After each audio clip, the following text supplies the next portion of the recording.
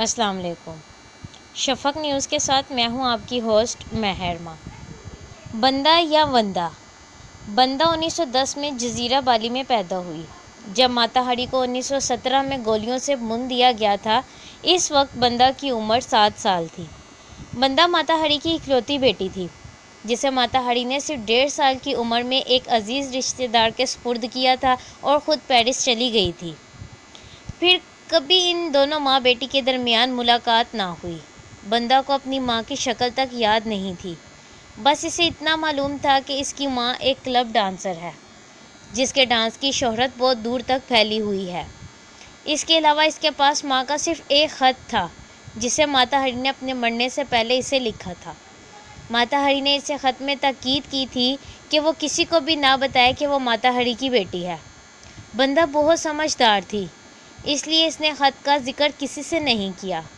وہ اپنی ایک منہ بولی خالہ کے پاس رہتی تھی، اسے اسی خالہ نے پالا تھا۔ جب بندہ کو یہ خط ملا تو بندہ نے وہ گھر چھوڑ دیا۔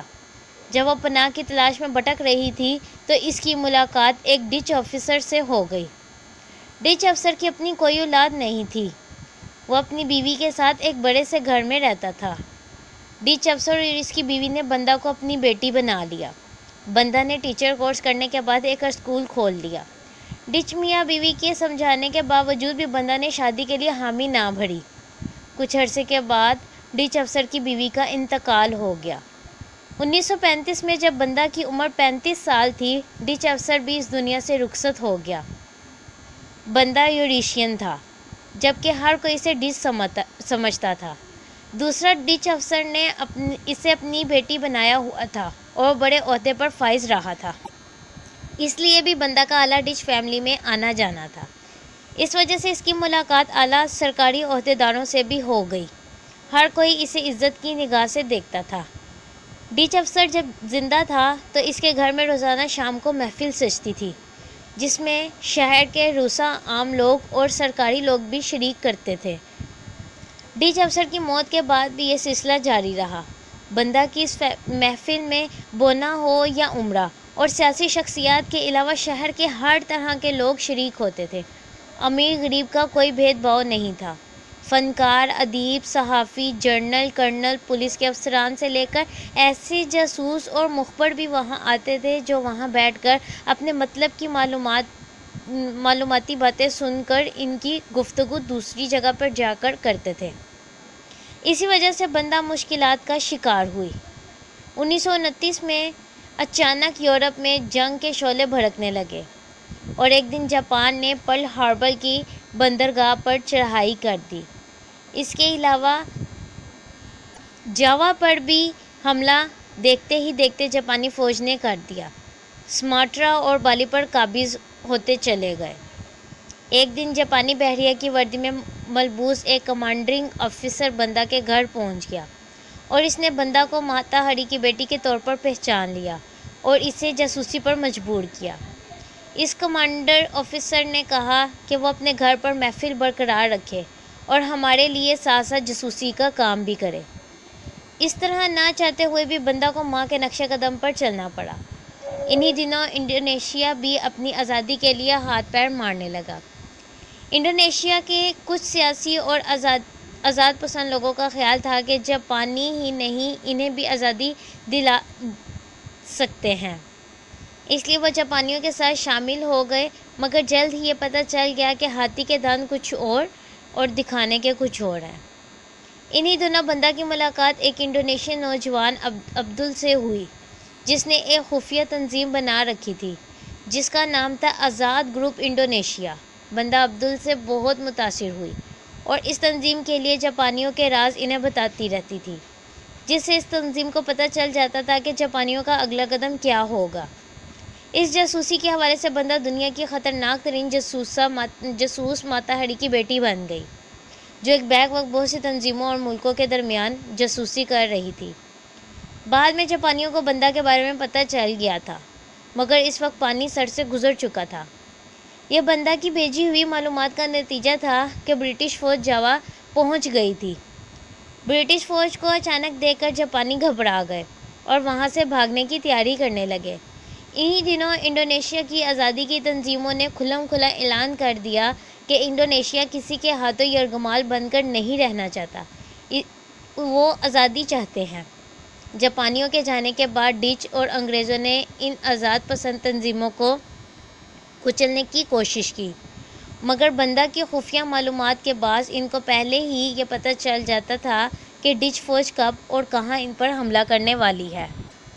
انہی دنوں بندہ کی ملاقات ایک اور کورین نوجوان سے ہوئی جس کا نام موٹو تھا۔ موٹو ڈچ فوجی بیرک کے کچن میں کام کرتا تھا۔ بندہ کو موٹا سے ہی کافی معلومات مل جاتی تھیں۔ آخر کار 1948 میں ڈچ فوجی اور انڈونیشیا کی آزاد فوج کے درمیان جنگ چھڑ گئی۔ بندہ نے خود کو اپنے وطن کی آزادی کے لیے سونپ دیا۔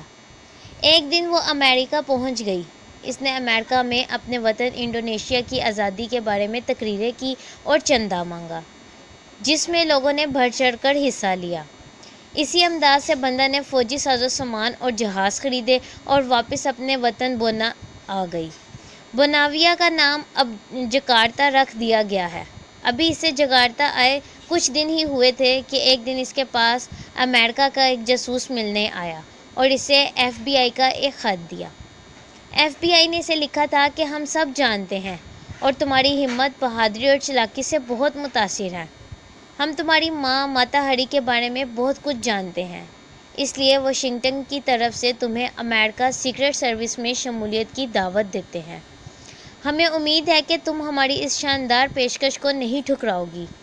سب سے پہلے تمہیں چین جانا ہوگا۔ وہاں پہنچ کر تم سے ہمارا رابطہ ہوگا۔ اور اس طرح نہ چاہتے ہوئے بھی بندہ ماتا ہری کی بیٹی بن کر چین پہنچ گئی اور بہت جلد ہی چین کے ایسے سرکردہ لوگوں کو اپنا گرویدہ بنا لیا جن کے کاندھوں پر بیٹھ کر وہ اعلیٰ سرکاری عہدوں پر مامور لوگوں تک پہنچ گئی۔ چینی فوجی افسروں اور سیاستدانوں کے ساتھ اٹھنا بیٹھنا اور ان میں سے کسی ایک کے ساتھ رات گزارنا اس کا معمول بن گیا۔ وہ انتہائی چالاکی سے ان سے خفیہ اور مفید راز اگلواتی اور ان رازوں کو ایف بی آئی کے ذریعے سے امریکہ بھیج دیتی۔